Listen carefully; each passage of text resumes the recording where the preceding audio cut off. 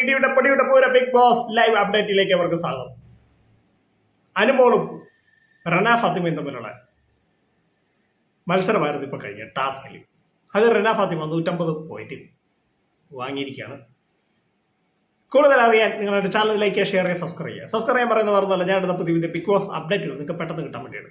നമുക്ക് നമ്മുടെ കാര്യത്തിലേക്കാണ്. പ്രായവും ജീവിതാനുഭവവും തമ്മിലുള്ള ബന്ധമുണ്ടെന്ന് അനുമോളും ബന്ധമില്ലെന്ന് റന ഫാത്തിമ വാദിക്കണമെന്നാണ് ടാസ്ക് വന്നിരിക്കുന്നത്.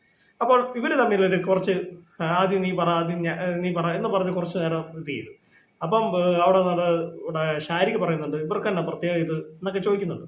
ഇവർ രണ്ടുപേരും പരസ്പരം വിട്ടുകൊടുക്കും. അവസാനം ടോസ് എടുത്ത് അനുമോള് തന്നെ പറഞ്ഞു, എനിക്ക് 30 വയസ്സായി, അനുമോൾക്ക് 30 വയസ്സായി, പ്രായവും ജീവിതാനുഭവം, ഞാൻ എൻ്റെ ചേച്ചീനെ ചേച്ചി എന്നാണ് വിളിക്കുന്നത്, എടി പൊടി എന്നൊന്നും ഞാൻ ആരെയും വിളിക്കാറില്ല, ഞാൻ പ്രായത്തിൽ മുതിർന്നവരെയൊക്കെ ചേട്ടാ ചേച്ചി എന്നൊക്കെയാണ് വിളിക്കുന്നത്, ഞാൻ എടി പൊടി എന്ന് ആരെയും വിളിക്കത്തില്ല എന്നൊക്കെ അനുമോള് പറയുന്നുണ്ട്.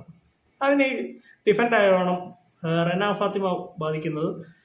ഞാൻ എല്ലാവരെയും കയറി പ്രായവും ഇത് ജീവിതാനുഭവം തമ്മിൽ ബന്ധമൊന്നുമില്ല, പ്രായത്തിൽ മൂത്തവരെയും നമുക്ക് എന്ത് വേണമെങ്കിലും വിളിക്കാം എന്നൊക്കെ പറഞ്ഞ് റന ഫാത്തിമ അവിടെ പറയുന്നുണ്ട്. പിന്നെ റന ഫാത്തിമ പറയുന്നുണ്ട് അനു അനു അനു അനു ഇവിടെ യാതൊരു ഇതും കാണിക്കാതെ, ഇത്രയും പ്രായം ചെന്ന വ്യക്തി ഇവിടെ യാതൊരു ഒരു ബോധവും ഇല്ലാതെയാണ് ഇവിടെ ചിലപ്പോൾ കരയുന്നു, അതൊക്കെ ചെയ്യുന്നുണ്ട് എന്ന് പറയുന്നുണ്ട്.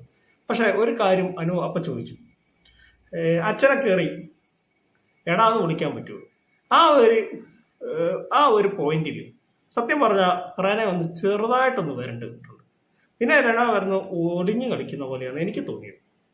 എന്തൊക്കെയോ എത്തിപ്പെടാൻ വേണ്ടി ചെയ്തു. പക്ഷെ ടാസ്കിൽ വിജയിച്ചത് റന ഫാത്തിമയാണ്. എന്താണെന്ന് വെച്ചാൽ ഇവരുടെ ഗ്രൂപ്പിൽ അനീഷ് ഒഴിച്ച് ബാക്കി എല്ലാവരും ഇവരുടെ ഒരു ഗ്രൂപ്പിൽ പെട്ടവരാണ്. അപ്പം അതുകൊണ്ട് കൂടുതൽ മാർക്ക് എനിക്ക് തോന്നുന്ന റനയ്ക്കായിരിക്കും ഇവർ കൊടുത്തത്. ജഡ്ജസായിട്ട് ഇരുന്നത് നമ്മുടെ അനീഷ്, ആര്യൻ, പിന്നെ ജിസൈല്, ആദില, ഇത്രയും പേരാണ് അവിടെ ഇരുന്നത്. അപ്പോൾ എങ്ങനെയാണോ അപ്പോൾ പിന്നെ നമ്മുടെ ലാസ്റ്റ് ആയപ്പം നമ്മുടെ അനീഷ തന്നെ പറയുന്ന, അനുമോള് പറയുന്ന വാക്കുകൾ ക്ലാരിറ്റി ഇല്ലെന്ന്. പക്ഷെ അനുമോള് പറഞ്ഞത് ക്ലാരിറ്റി ആയിട്ടാണ് എനിക്ക് തോന്നിയത്.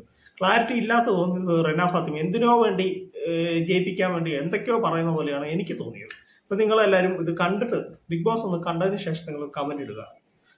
എന്താണ്, ആരുടെ ഭാഗത്താണ് ന്യായം, ആരുടെ ഭാഗത്താണ്, ആര് പറഞ്ഞതാണ് ന്യായമെന്നും. ഓക്കെ, അപ്പൊ എന്റെ കൊച്ചു വീഡിയോ അവസാനിക്കും. Thank you, bye bye.